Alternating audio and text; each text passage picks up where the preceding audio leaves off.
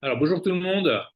On se retrouve, on est quelques jours avant Sukkot de l'année 5680, 5784. Et on va justement réfléchir un petit peu à la fête de Sukkot. On va, on va s'interroger sur un peu la succession de ces fêtes. Qu'est-ce que ça nous dit? Alors, je voudrais démarrer d'un passage important dans le Shulchan Aruch du Admor HaZaken. C'est qu'une des particularités du Shulchan Aruch du Admor HaZaken, c'est de mettre la raison dans le Shulchan Aruch. En fait, je rappelle, c'est le code des lois juives. Donc, c'est-à-dire ce qui va intéresser le juif, ça va être comment mettre en pratique son lien avec Dieu. Comment réaliser ce lien. Réaliser, c'est-à-dire le mettre dans la réalité. Donc, le lien avec Dieu, c'est un lien avec ce qui est au-delà de toute forme de connaissance, au-delà de tout ce qui peut être définissable. Et donc le juif a un lien intime, comme le Noirzakan le dit dans le Tanya, que le juif est une part du divin. Donc, tout être humain a une relation avec ça, mais la particularité juive, c'est de participer de cette chose-là, c'est-à-dire que son essence provient directement de cela. C'est pas juste quelque chose qu'il doit chercher à retrouver, auquel il doit accéder. Le travail est différent, c'est qu'il a ça en lui et son travail, c'est de le dévoiler. Voilà. Donc, c'est différent. C'est toute la différence qu'il y a dans le judaïsme entre le juif et le non-juif. Mais bon, on ne va pas parler de ce problème-là maintenant. Et donc, le code des lois juives, c'est comment garder, comment conserver cette identité juive au travers de la pratique de la mise en acte des commandements divins. Puisque chaque commandement divin euh, est un révélant de Dieu lui-même et donc est un moyen pour nous de nous connecter dans la réalité du monde avec l'essence de Dieu. Donc ça, c'est un petit peu comment on pourrait traduire le code de loi juive. C'est pas simplement fais ceci ou ne fais pas cela, d'accord? C'est-à-dire l'agir et le non-agir dans la loi juive, c'est justement par rapport à ce lien avec l'essence de Dieu. Plutôt, c'est même pas un lien, c'est vraiment conserver cette intimité et augmenter cette intimité avec l'essence de Dieu. Alors, justement, dans ce cadre-là, le Admor Azakan, dans son Shulchan Aruch, donc dans son code de loi qu'il a écrit, l'Admor Azakan, c'est le premier rabbi du mouvement Chabad, euh, lui, il va, avant chaque section de loi, il va donner la raison de la loi. D'accord? Donc, lorsqu'il arrive aux lois sur Sukkot, ok, il a un chapitre entier, et c'est marrant parce que ce chapitre-là ne comporte qu'un siman, c'est-à-dire euh, comment on appelle ça, qu'un alinéa ou qu'un paragraphe, d'accord? Donc c'est un chapitre avec un paragraphe de quelques lignes. Et après, il passe au chapitre suivant sur les lois sur les lois de la Souka. Et ce premier chapitre, eh bien, nous explique quelle est la raison de la Souka. Et il commence par le verset qu'on trouve dans Vaïkra, qui nous dit vous habiterez dans des soukottes, vous serez installés, teshuvu. Teshuvu, ça veut dire comme la chevette. La chevette, c'est s'installer, d'accord? Être assis, s'installer.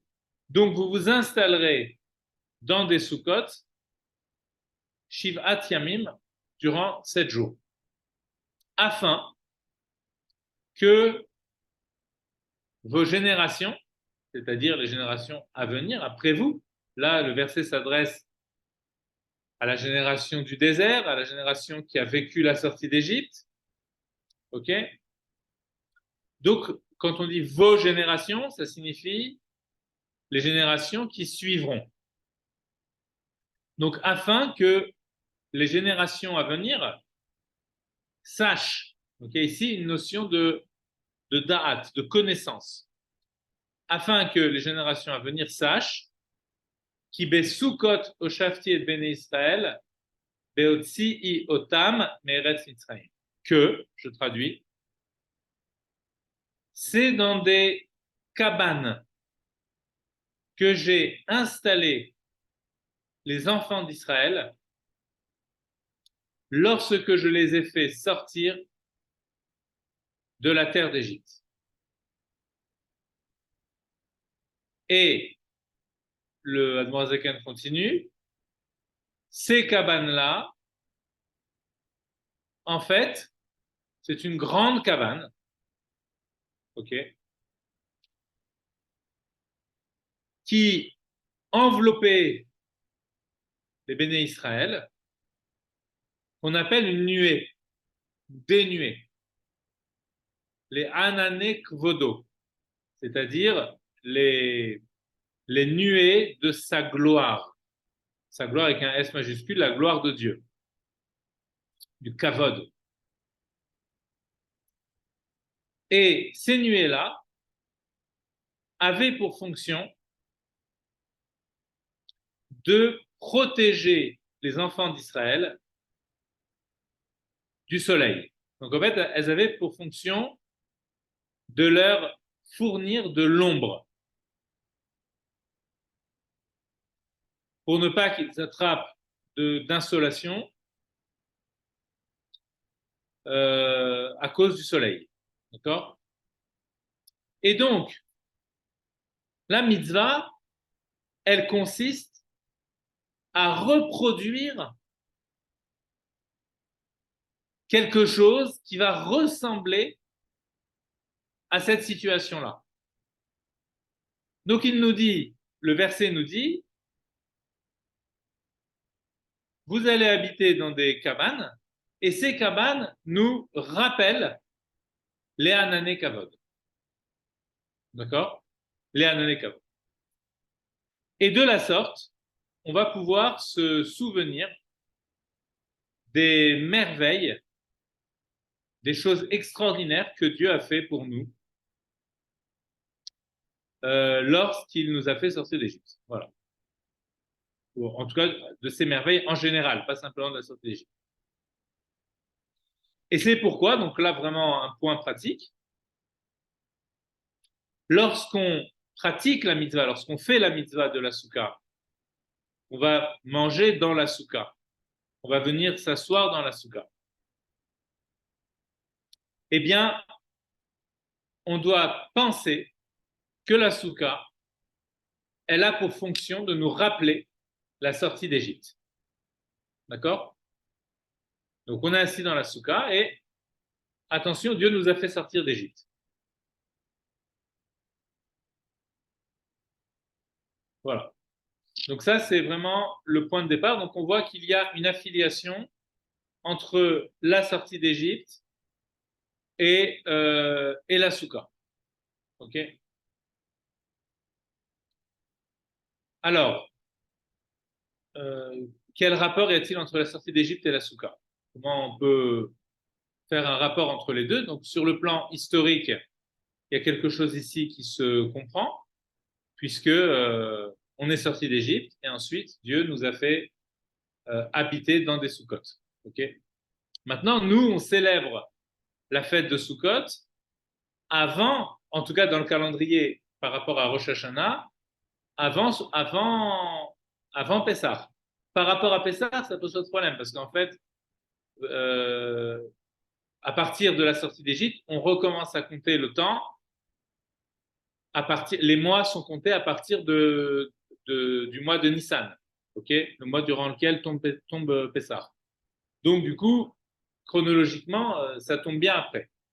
La question est de savoir pourquoi ça tombe pas, pourquoi on ne fait pas des sous-cotes à Pessah si le but c'est de rappeler la fête de Pessah, pourquoi on ne fait pas de Sukkot vraiment, la mitzvah, elle n'a pas été donnée au moment de Sukkot.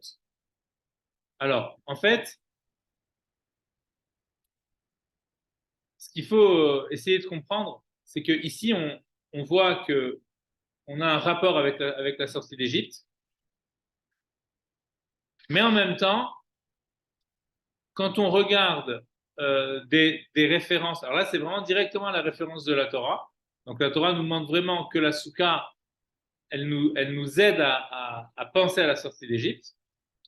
Mais lorsque on regarde dans le Zohar, par exemple, on nous dit que la Souka, le srar de la Souka, c'est-à-dire euh, le revêtement, pas le revêtement, enfin la toiture de la Souka qui est faite en, en feuillage, ok? Ça doit être avec des comment dirais-je, avec toutes sortes de ce qui pousse de la terre, si vous voulez, et qui va être coupé du sol. Donc, c'est à partir de ces choses-là qu'on va mettre notre feuillage sur la souka, les branches, etc., pour pouvoir habiter sous la souka. Et ce sraf de la souka, le Zohar nous dit qu'en fait, il provient de la fumée qu'il y avait dans le Kodesh HaKodashim. Dans le cours sur Kippour, on a expliqué que le Kohen Gadol rentrait, le grand prêtre rentre une fois par an, il rentre dans le Saint des Saints, le jour de Kippour. Ok. On n'a pas dit ce qu'il faisait lorsqu'il rentrait dans le Saint des Saints. En fait, il prenait des encens, ok, une recette d'encens très particulière qui était fabriquée spécialement par rapport à Yom Kippour, et il faisait brûler ces encens dans le Kodesh HaKodashim. Donc il rentrait pour les déposer, il laissait la fumée remplir l'habitacle donc du Saint des Saints, et ensuite il revenait pour, pour récupérer l'encens. Okay, pour récupérer on va dire, c'est une sorte de pelle comme ça, et dans lequel il y avait l'encens qui était posé, et il venait la récupérer une fois que le, le, le Saint des Saints était rempli de cette fumée. Et le Zohar, évidemment, voit toujours les choses, on va dire, avec une perspective plus profonde. C'est-à-dire qu'il va nous dire, cette fumée-là, elle est à l'origine des Hanané Kavod. Il voit un rapport spirituel de continuité entre la fumée et le Hanané Kavod. Okay, les deux s'appellent Hanan. Hanan, c'est-à-dire un nuage. Enfin, c'est le Hachan Aktoret, mais qui s'apparente aussi avec le Hanan. Donc en fait, cette fumée-là, entre guillemets, devient les Hanané Kavod. C'est pas que ça devient littéralement, hein, c'est qu'il y a une continuité sous-jacente, si vous voulez, entre les deux. Une continuité spirituelle entre les deux. Et cette continuité spirituelle, elle se poursuit dans les Hanané Kavod. D'accord? Alors, finalement, on a deux voies différentes. Je vais essayer d'être le plus clair possible. Quand on regarde la fête de Pessah, on a une certaine célébration durant la fête de Pessah. Cette célébration, c'est une célébration que je qualifierais de gustative. C'est une célébration gustative. Rappelez-vous les cours qu'on avait fait sur Pessah, où on avait expliqué que on mangeait la matzah parce que la matzah, c'est le goût du non-goût. Je ne sais pas si vous vous souvenez de cette chose-là. C'est le goût de l'indétermination. En fait, c'est comme si on goûtait le divin. Okay, puisque Dieu n'est pas définissable, Et donc, il nous demande qu'on mange de la matzah lorsqu'on sort d'Égypte. En fait, c'est pour intégrer, intérioriser vraiment au niveau de l'expérience, d'accord, de l'expérience physique, la sortie d'Égypte.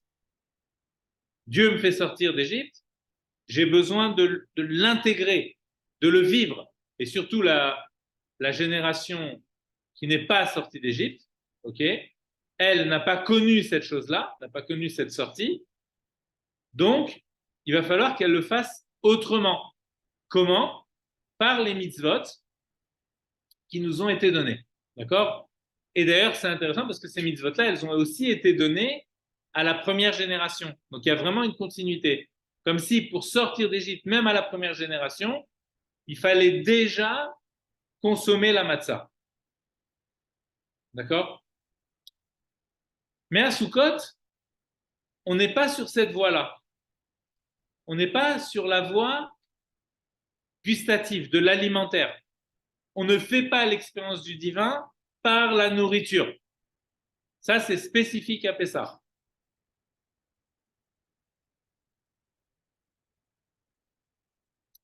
Les fêtes sont complémentaires en réalité. Toutes les fêtes qu'on vit dans le Ham Israël, chaque année, enfin, ce que je veux dire, c'est que durant toute l'année, okay, tout au long de l'année, il y a beaucoup de fêtes. Okay. Et si on essaye de comparer un petit peu ces fêtes ensemble, de voir leurs différences, leurs points communs, etc., on va se rendre compte qu'en réalité, on parcourt tout l'être, on parcourt tout notre être. C'est-à-dire que chaque fête va mettre notre être en relation avec le divin d'une certaine façon. Et c'est là la distinction qu'il faut faire entre Pessah et Sukkot. Pessah, c'est le moment de la consommation, c'est-à-dire qu'on ingère. Sukkot, on n'ingère pas. On a le droit de manger, on doit manger évidemment, il y a la fête, etc. Mais c'est pas manger dans le sens, c'est pas manger dans le sens de euh, dans le sens de la mitzvah, si vous voulez, d'accord? C'est-à-dire que j'ai pas la mitzvah de manger quelque chose de spécifique, d'accord? Il faut manger. On fait pas à la chilat quelque chose. On fait pas une bénédiction spécialement parce que l'on va manger. Par contre, à Pessah, oui, il y a une mitzvah de manger de la matzah, une mitzvah de manger les herbes amères.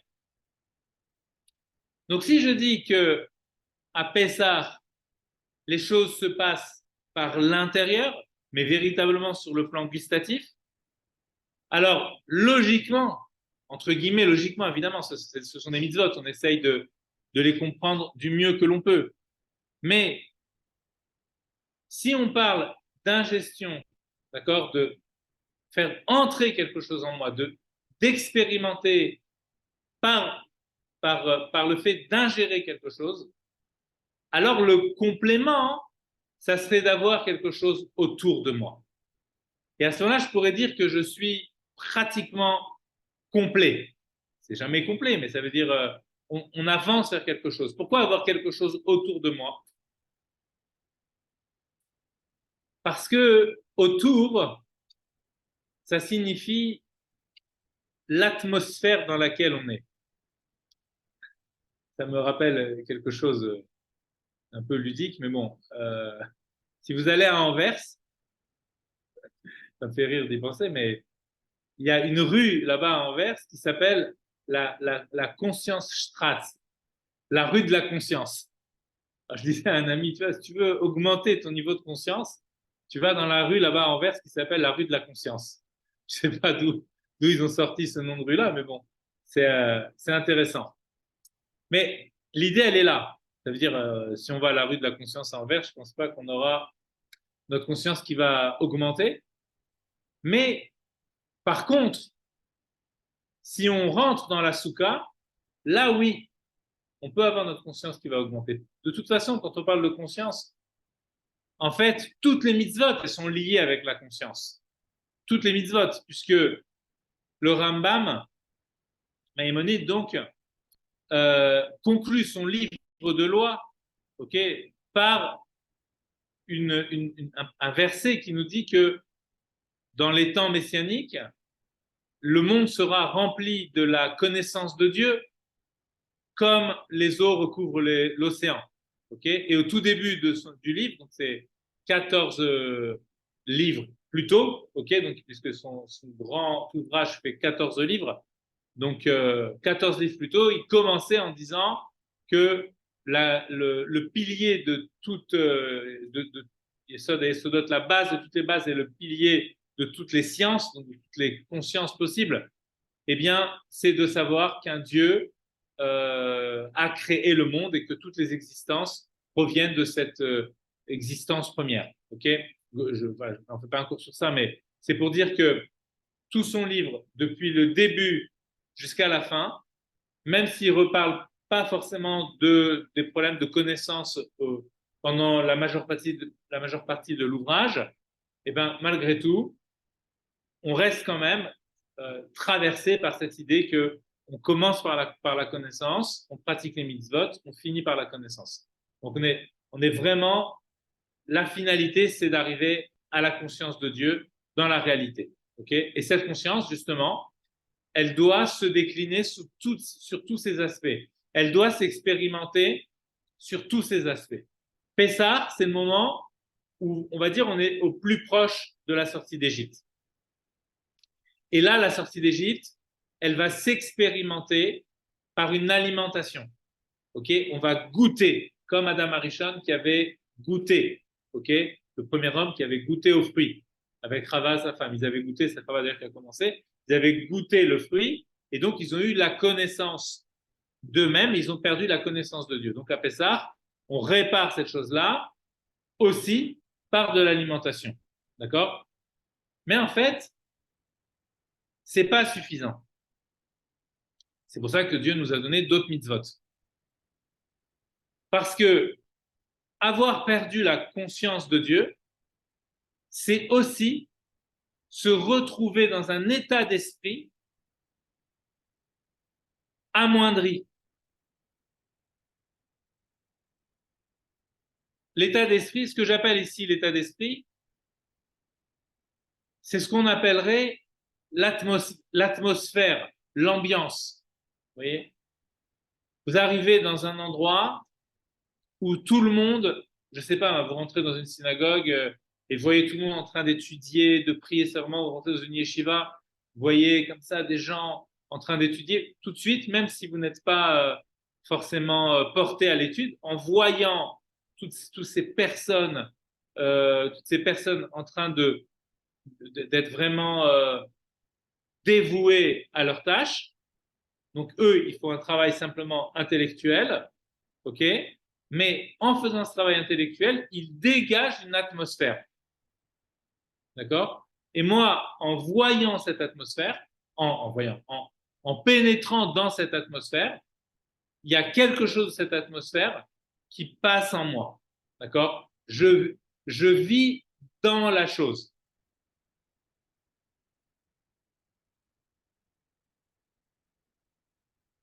Vous allez dans une ville bruyante, alors vous pouvez être gêné par l'atmosphère qui règne.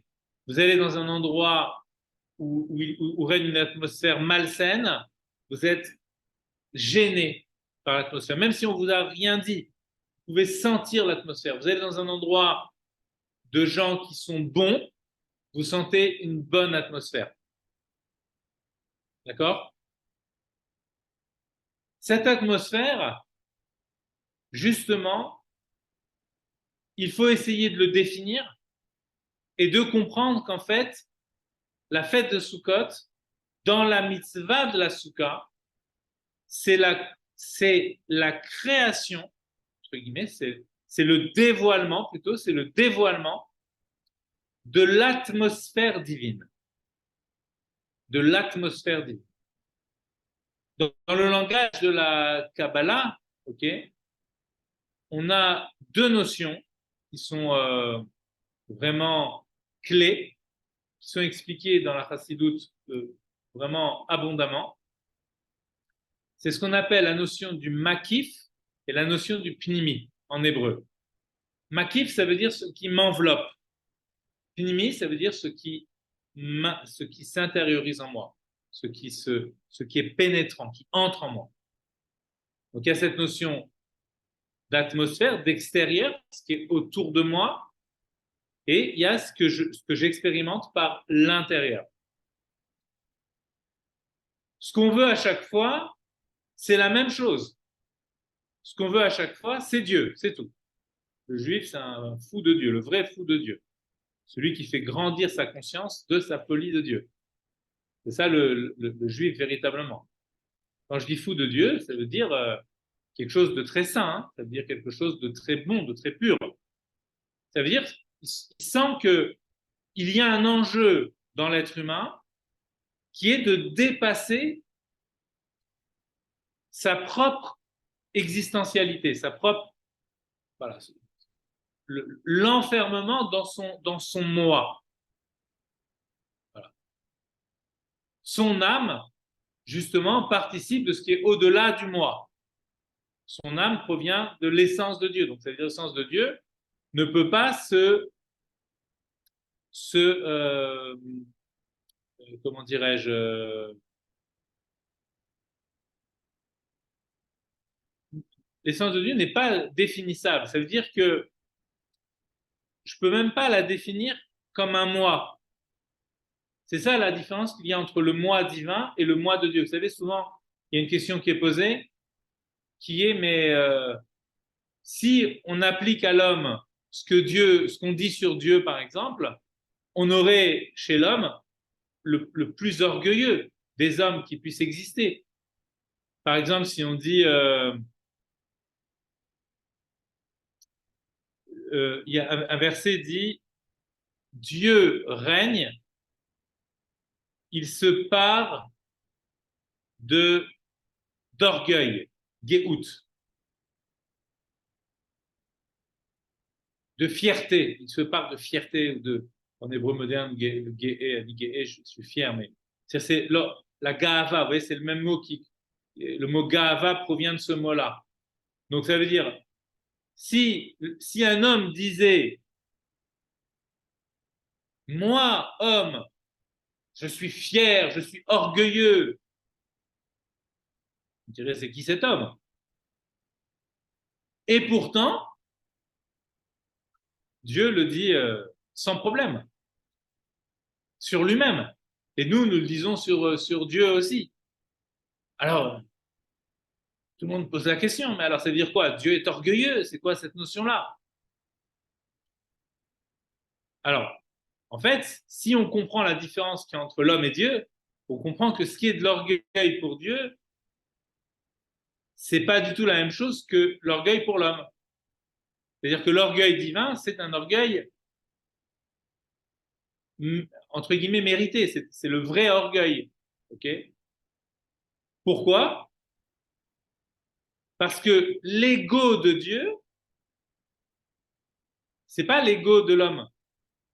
L'ego de l'homme, c'est ce qui l'enferme dans ce qu'il est, dans son individualité. C'est pour ça que l'égoïsme et l'égocentrisme, c'est quelque chose c'est quelque chose qui est mal, c'est le mal, c'est la source du mal, ok? Donc être là, ne voir que soi-même, ne penser que par soi-même, ne penser qu'à son bien à soi-même, etc., sans s'ouvrir sur l'autre, sans s'ouvrir sur Dieu, on est dans le mal. C'est ça la définition du mal. Hein, Adam, le premier homme, lorsqu'il goûte le fruit, il voit que c'est bon, ce fruit est bon pour lui, avant même de le voir, Chaval dit qu'il est beau, etc. C'est un émerveillement vraiment personnel. Elle commence à découvrir son propre ego. Et donc, elle perd l'atmosphère dans laquelle elle était, justement, dans cette conscience divine. Donc, ce qui veut dire que cette chose-là, il va falloir la réparer. Donc, on va réparer l'ambiance dans laquelle on est. Excusez-moi, juste je finis sur l'ego du divin. Et en fait, c'est là que je voulais arriver. Donc, alors, sur l'ego de Dieu, voilà. Donc, il y a pas cette notion-là. L'ego divin, qui n'est pas un ego au sens délimité du terme, c'est l'ego indéfinissable, c'est le vrai moi. Cet ego-là ne souffre pas d'orgueil, c'est-à-dire que son orgueil, c'est l'orgueil véritable, parce qu'il est vraiment supérieur à tous les autres égos qui sont limités. Mais en même temps, ce n'est pas un ego qui renvoie à lui-même, parce qu'il n'y a pas cette notion de soi comme nous on l'entend. D'accord? Il n'y a pas cette notion du moi comme nous on entend ce qu'est le moi. Donc quand on dit je suis, quand Dieu dit je suis Hachem ton Dieu qui t'ai fait sortir d'Égypte, ce je suis de Dieu, c'est pas du tout un je suis comme nous on peut l'entendre, parce que le je suis comme nous on peut l'entendre, c'est un je suis qui est enfermé dans son ego, dans son je suis. Mais le je suis de Dieu, c'est le je suis absolu, donc qui est impensable, indéfinissable. Et c'est ça qui te fait sortir d'Égypte, c'est-à-dire c'est ça qui te fait t'extraire de ton propre je suis. D'accord? Donc là, on comprend que la fierté, ce qu'on appelle le Geon Yaakov, la fierté de Yaakov, la fierté de Yaakov, la fierté du Ham Israël, c'est celle-là la fierté du Ham Israël. C'est pas une fierté égocentrique. Cette fierté-là, elle renvoie à un ego qui transcende les égos. Ok? Voilà. Monsieur Donc, Bellamy, ça veut oui. dire quoi qui transcende? Alors, qui transcende, ça veut dire qui surpasse, qui va au-delà de l'ego propre. Ok? D'accord. Voilà. Ok? Transcender, trans, ça veut dire aller de l'autre côté. Ok? C'est la notion de traverser. Ok? Donc, c'est l'homme qui est plus enfermé en lui-même, mais justement, qui peut se traverser lui-même par son intériorité et aller vivre quelque chose qui est au-delà de l'expérience de lui-même. Ok? Voilà. Donc, justement, l'amatsa me permet de vivre ce qui est au-delà de moi-même parce que je vais goûter à quelque chose qui va pas simplement, euh, comment dirais-je, chatouiller les papilles gustatives, simplement pour le plaisir de manger. Mais je vais goûter quelque chose qui est au-delà du goût, donc qui renvoie pas au goût, c'est-à-dire à l'homme lui-même, mais qui renvoie au non-goût, c'est-à-dire au divin. Donc c'est une expérience de transcendance, si tu veux. Par l'intérieur, il y a une expérience de transcendance. Ok? Donc cette expérience-là, elle doit se vivre par une intériorisation, mais elle doit se vivre aussi par une transcendance elle-même, c'est-à-dire par, une, par un vécu dans une atmosphère. Ok? Et c'est justement là toute l'idée de la fête de Sukkot. On construit une soukha.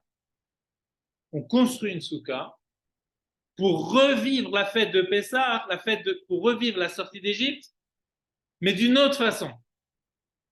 Pas par la matzah. L'atmosphère qui a été dégradée depuis la faute du premier homme, l'ambiance globale, c'est-à-dire qu'il n'est plus une ambiance de l'indétermination du divin, c'est plus une ambiance de l'indéfinissable. On voit qu'aujourd'hui, les ambiances qu'on nous propose, ce sont à chaque fois des ambiances de choses définies. Ok? Ce sont des ambiances figées, en fait, même si ces ambiances peuvent se décliner de façon multiple, mais à chaque fois, ce sera une ambiance de quelque chose. Je parle dans le monde, justement, qui n'est pas le monde de la Torah.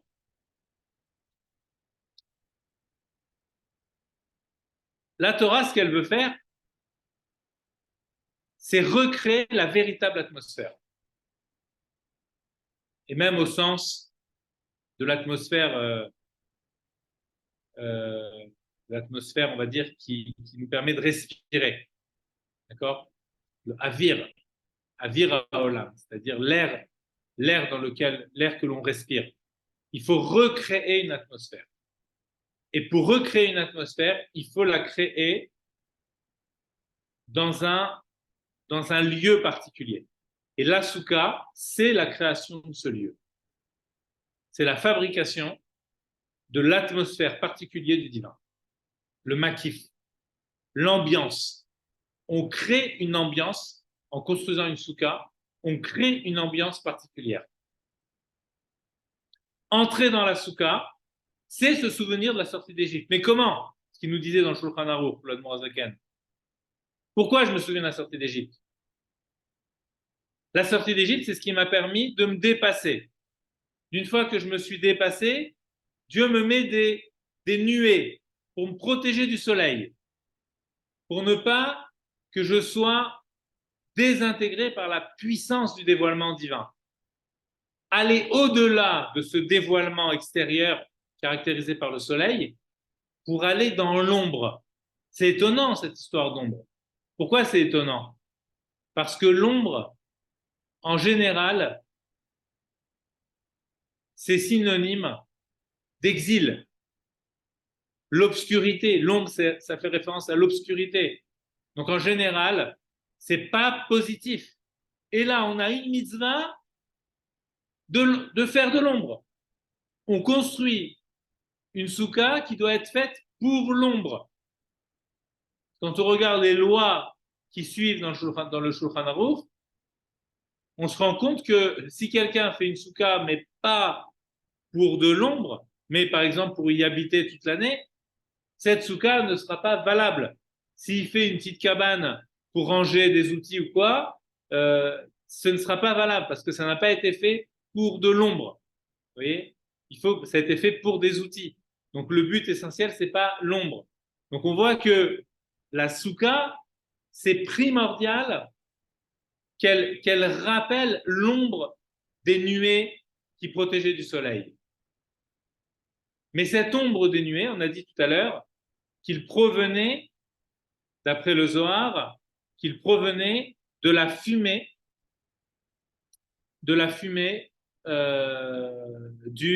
donc des encens que l'on mettait dans le Saint des Saints. Et rappelez-vous le cours de la semaine dernière, on avait expliqué que le Saint des Saints, en fait, c'était le lieu intime. C'est le lieu intime. C'est le lieu de l'intimité. On avait comparé ça à une sorte de chambre nuptiale, d'accord, d'un couple. Donc c'est le lieu de l'intimité. Or, ce qui caractérise l'intimité, c'est justement l'obscurité. Ce qui peut caractériser l'intimité, par exemple, ça peut être aussi le silence, une forme d'obscurité aussi, d'accord? Des gens qui se comprennent bien simplement dans le silence. Donc en fait, l'obscurité, ça peut avoir deux sens. Ça peut avoir un sens négatif, on est dans l'obscurité, on n'y voit plus rien, ou ça peut avoir un sens extrêmement positif, on est dans l'intime et la lumière peut gêner. La lumière gêne. Donc en fait, cette obscurité, c'est une forme de lumière, mais de lumière obscure, si vous voulez. C'est-à-dire, c'est la lumière la plus intime. C'est tellement profond que ça ne se montre pas en lumière, si vous voulez. D'où cette idée d'ombre. Comme le verset qui nous dit Yoshev Beseter Elyon. Le Elyon, le très haut, réside dans le cachet. Yoshev Beseter, le cachet, l'obscurité. Mais Dieu, au contraire, il doit se dévoiler à la lumière. Oui, mais dans son lui-même, ce qui le caractérise, c'est l'obscurité. Dans les lois de la Soukha, il y a une autre loi qui est intéressante. Toutes les lois sont intéressantes. Quand on étudie les lois, c'est en fait vraiment, c'est une source euh, infinie d'inspiration quand on veut réfléchir aussi sur le sens. Okay, souvent, on étudie la loi pour simplement comprendre ce qu'il faut faire, et c'est l'essentiel dans l'étude de la loi. Mais si on veut aussi comprendre, mettre du sens, mettre de la kavana, de l'intention dans ce que l'on fait, ça nécessite aussi de réfléchir à ce que cache la loi. D'accord? Donc il y a une autre loi qui nous dit Oui, c'est vrai qu'il faut recouvrir la souka de sraf, de feuillage, etc., de ce qui pousse du sol, mais il faut le recouvrir, il faut mettre beaucoup, une belle épaisseur, mais attention, quand on est assis sous la souka, on doit quand même pouvoir distinguer entre les feuilles, on doit pouvoir distinguer les étoiles à la nuit. C'est intéressant cette idée-là. Distinguer les étoiles. Or, les étoiles, la Chassidut vous explique c'est quoi la symbolique de l'étoile par rapport à la lumière. C'est que l'étoile, elle fait référence à la source de la lumière. D'accord? Donc, on pourrait appeler l'essence de la lumière.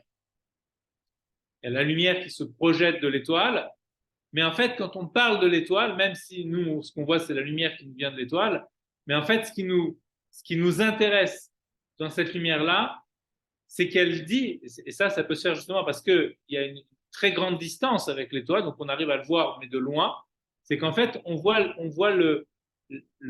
l'en-soi de la lumière. Donc ça, c'est toute l'idée. Ça veut dire que il ne s'agit pas d'être simplement dans l'obscurité, c'est-à-dire dans l'intime avec le divin, mais il faut aussi que cet intime soit lumineux. Vous voyez l'idée? Ça veut dire qu'il soit lumineux dans son intimité, qu'il reste dans cette intimité, mais qu'il soit en même temps qu'on le voit tel qu'il est. C'est pour ça qu'il faut qu'il y ait cette notion d'obscurité dans la soukha. Enfin, on a le droit de mettre de la lumière dans la soukha, si vous voulez. Là ce que je dis, c'est dans l'idée, dans la construction de la soukha, dans l'intention. Elle doit être faite pour nous procurer de l'ombre, c'est-à-dire de l'obscurité. Mais en même temps, il faut qu'il y ait qu'on puisse voir les étoiles au travers de cette soukha. Donc en fait, c'est ce mix des deux, c'est-à-dire que c'est comme les étoiles, elles viennent dire, tu vois cette obscurité-là, cette intimité, il faut qu'elle brille, il faut qu'elle soit éclatante. Il faut qu'il soit clair que c'est l'obscurité de l'intimité qui est ici. Vous voyez, je joue un peu sur les mots, ok? Il faut qu'il soit clair, il faut qu'il soit lumineux, qu'ici on n'est pas dans l'obscurité négative, mais qu'on est vraiment dans l'obscurité, dans l'obscurité de l'intimité avec le divin, du tellement profond que ça ne peut pas se mettre en lumière. Donc ça, c'est la soukha. Et vraiment, on comprend maintenant, si vous voulez, cette continuité en même temps avec la fête de Pessah et en même temps avec Yom Kippour et l'Anané Kavod. D'accord? Et ce Hanan Aktoret. Ce Hanan Aktoret, il vient dire que ici, comme on avait expliqué la dernière fois, le Kohen Gadol vit l'expérience du non-être. Comme on a mis dans le titre de la vidéo, entre être et non-être, faut-il véritablement choisir? En réalité, il faut que l'être du Kohen, du grand prêtre, se hisse au niveau du non-être, c'est-à-dire à ce qu'il est avant même d'être. Donc, c'est-à-dire qu'il retrouve le divin tel qu'il est dans le temple. Et ce qui va permettre cette chose-là, c'est non seulement l'espace du Saint des Saints, mais c'est aussi le travail des encens. Le sens, c'est justement faire en sorte que des plantes, d'accord, qui vont brûler, c'est-à-dire qui vont se consumer et qui vont arrêter d'être ce qu'elles sont. Et ces encens-là, dans leur consommation, dans leur anéantissement, comme ça, en devenant des braises, vont émettre un parfum. Et ce parfum, c'est justement le parfum du non-être. C'est ça la force. C'est ce parfum-là, il ne devait pas être reproduit d'ailleurs, ok? C'est le parfum qui fait sentir, vous voyez, qui fait sentir ce que ça signifie d'être dans le divin, l'atmosphère du divin. comme un parfum, mais une atmosphère. Et voilà maintenant l'intuition du Zohar. Ce parfum-là devient l'ambiance générale du Ham Israël. L'Anané Kavod qui recouvre l'ensemble des bénis Israël. Donc on a ici un premier degré d'atmosphère qui est d'abord l'atmosphère intime dans le Kodesh HaKodashim et qui ne peut se vivre que chez une seule personne. Mais la fête de Sukkot, rappelez-vous, c'est la fête de l'intime, c'est la fête du rassemblement. Okay, c'est-à-dire que le verset nous dit tous les bénis Israël pourraient résider dans une seule et même soukha, comme c'était le cas au moment des Anané Kavod. C'était la grande soukha, la grande nuée, comme ça, toutes ces nuées qui enveloppent l'ensemble des bénis Israël. Okay, donc en fait, la base de la soukha, c'est que déjà, dans le collectif, il faut essayer de revivre cette atmosphère de l'unicité du divin dans le collectif du Ham Israël. Donc dans la diversité du Ham Israël, on vit dans cette atmosphère-là. À ce titre-là, ça rappelle Rosh Hashanah, où tout le monde se tient devant Dieu, quel que soit son niveau, dans son niveau social, hiérarchique, etc. Okay, donc il y a un lien aussi avec Rosh Hashanah. Mais là, au moment de Sukkot, c'est plus simplement dans l'intimité d'une seule personne dans le Kodesh HaKodashim, mais ça s'est répandu. Donc ça s'est répandu à tout le peuple juif, puisque les Sukkot rappellent l'Anané Kavod. Mais ce qui est intéressant, et quand on regarde bien ici, dans le texte qu'on a lu au tout début du cours, il y a quelque chose d'étonnant, puisque Dieu nous a fait une grande soukha, ok, mais nous, on doit faire des petites soukottes. Parce que la grande soukha dans laquelle on pourrait tous habiter, elle n'est pas construisible concrètement. D'accord? Quand on dit que tous les bénis Israël pourraient habiter, ça ne veut pas dire qu'on va faire une soukha qui contient 15 millions, dans laquelle 15 millions de juifs pourraient venir, on va dire dans le sens physique et concret du terme. C'est l'idée qui nous intéresse ici. Dieu peut tout faire, hein, mais ça veut dire. L'idée, c'est que on vit tous ensemble l'expérience collective du un peu comme un Matan Torah, comme au moment du nom de la Torah. Mais la mitzvah, c'est pas de reproduire ça à l'identique. D'abord, c'est infaisable par rapport à l'homme. Mais même si c'est infaisable, la réflexion, elle n'est pas sur ça.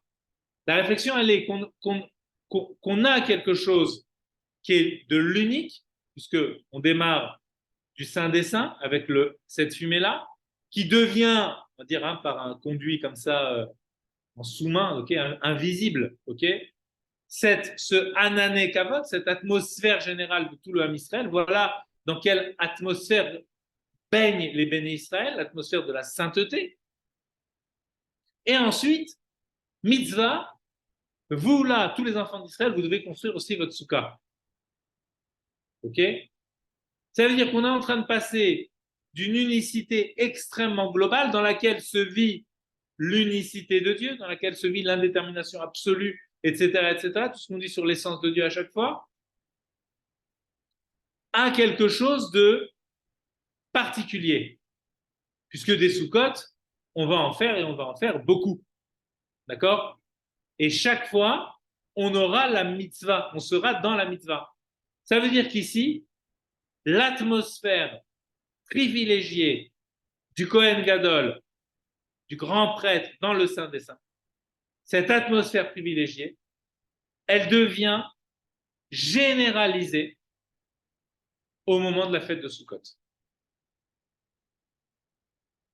Alors, au moment de Kippour, on s'imagine aussi, comme le rabbi a expliqué une fois, peut-être même plusieurs fois, mais en tout cas moi je l'ai vu une fois, que même si le temple est détruit et qu'on n'a plus le Kohen Gadol, le temple intérieur, lui, n'est pas détruit, et le grand prêtre intérieur, c'est-à-dire notre Neshama, elle n'est pas détruite non plus. Et donc, le jour de Kippour, on fait travailler cette intériorité. Ok? Et à Sukkot, c'est pas simplement le grand prêtre intérieur, mais c'est comme si on vivait l'expérience du grand prêtre dans le Kodesh HaKodashim, eh bien maintenant on peut la vivre dans la Souka. Mais on la vit d'une façon différente. Pourquoi? Parce que là, ici, ça s'est ouvert. Là où à Kippour, il ne fallait pas manger, et donc pour vivre cette expérience-là, il fallait s'abstenir de tout contact avec le monde. Là, au moment de Sukkot, l'ouverture entre guillemets, du Kodesh à Kodashim, mais c'est comme une sorte de téléportation du Kodesh à Kodashim. On l'a porté au loin. Les Sukkot, ce sont autant, c'est le Kodesh à Kodashim, ce sont des, je ne dirais même pas des duplications, c'est comme l'original, si vous voulez, qui se duplique, qui se répand, qui se téléporte dans chaque Souka. Donc, à l'intérieur de la Souka, ce qui va se vivre, c'est cette expérience-là du divin, tel qu'il était dans le Kodesh HaKodashim. Okay? Mais là, avec la simcha, avec la joie débordante, avec la mitzvah de manger, avec la mitzvah de s'installer dans la soukha. Pourquoi s'installer dans la soukha? Parce que ce que l'on veut faire, et donc aussi on mange, même si ce n'est pas la mitzvah comme à Pessah, mais on va manger aussi dans la soukha. Parce que ce qu'on veut faire, c'est stabiliser cette atmosphère. C'est l'accrocher à nous de telle sorte qu'elle nous suive ensuite toute l'année. Vous voyez, qu'elle se propage ensuite toute l'année. Comme une fois, Rabbi Yosef Yitzhak avait dit sur les garçons de la yeshiva, qu'on appelle les bachurim, les tmimim, il avait dit la yeshiva pour un bachour, c'est comme une tortue. Pourquoi? Parce qu'une tortue, là où elle va, elle emmène sa maison. Vous voyez? Donc il dit quand un bachour il sort de la yeshiva, en réalité même en dehors de la yeshiva, pour lui ça ne change pas, il est encore dans l'atmosphère de la yeshiva.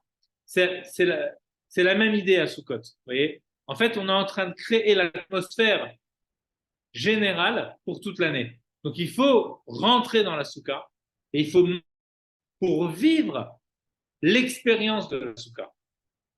C'est ça l'idée de manger dans la soukha, s'installer, etc.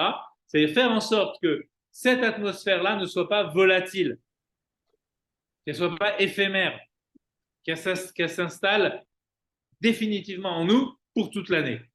Donc chaque jour correspond à un jour de l'année, il y a 7 jours, donc chaque dimanche correspond à un dimanche de l'année, etc. Et de cette façon-là, on aura pour tous nos Yom Rishon de l'année, le Yom Rishon qui correspond dans la Souka, pour avoir l'atmosphère durant toute l'année. D'accord? Bon voilà, on va arrêter là. Il aurait fallu développer aussi sur le Lulav. On va dire, voilà, cette année, on s'est intéressé vraiment à la soukha en elle-même, on a essayé de décortiquer, d'essayer de comprendre un petit peu ce qui se passait dans la soukha. Je vois Juste une petite question, Monsieur Bellamour. Si vous avez des questions, justement, je voulais voir si vous avez des questions. Oui, juste une petite chose, savoir si j'ai bien compris. Donc, à Kippour, on vit l'expérience divine, on va dire sans manger, enfin en jeûnant.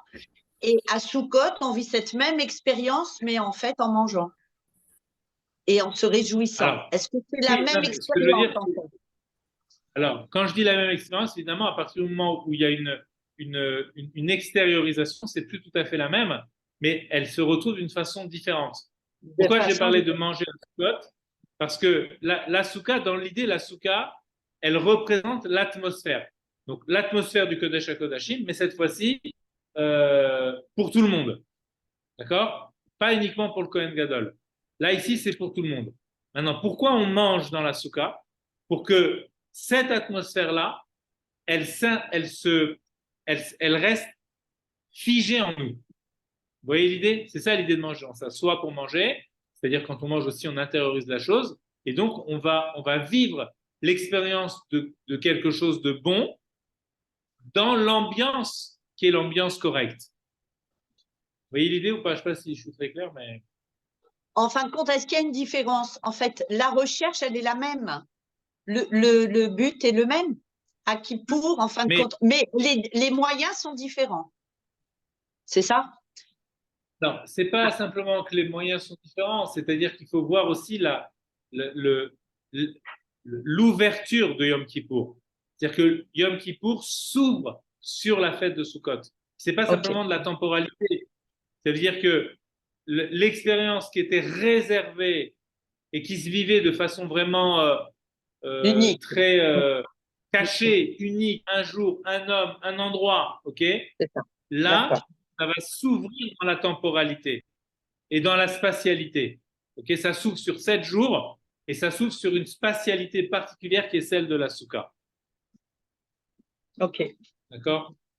Après, voilà, on n'a pas trop expliqué non plus pourquoi la soukha, c'est cette chose-là. Vous voyez, là, il aurait fallu, si j'ai le temps, peut-être je ferai une petite vidéo seule que je mettrai, mais ça veut dire, ça serait vraiment la suite de ce jour-là. Expliquer pourquoi la soukha, c'est cette atmosphère-là. Pourquoi dans sa construction, c'est cette atmosphère.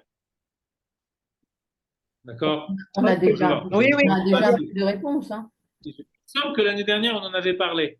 Donc peut-être qu'il faudrait reprendre le cours de l'année dernière. Il me semble qu'on a développé ça dans le cours de l'année dernière sur Sukkot. C'est possible que, voilà. Là, cette année, j'ai développé un autre aspect, mais qui est Tout à fait. complémentaire à celui-là. D'accord? En fait, on ne peut pas tout expliquer dans chaque cours, quoi. C'est vraiment impossible. Merci beaucoup. Voilà, et même, Merci. j'ai pas les connaissances. Shabbat shalom. Que des bonnes. Bon, en tout cas, Chag Sameach à toutes. Et Merci, Chag Sameach. Bonjour à toute la Merci. famille. Je transmets. Bonjour à Merci tous. beaucoup. Allez, au revoir. Sameach. Au revoir.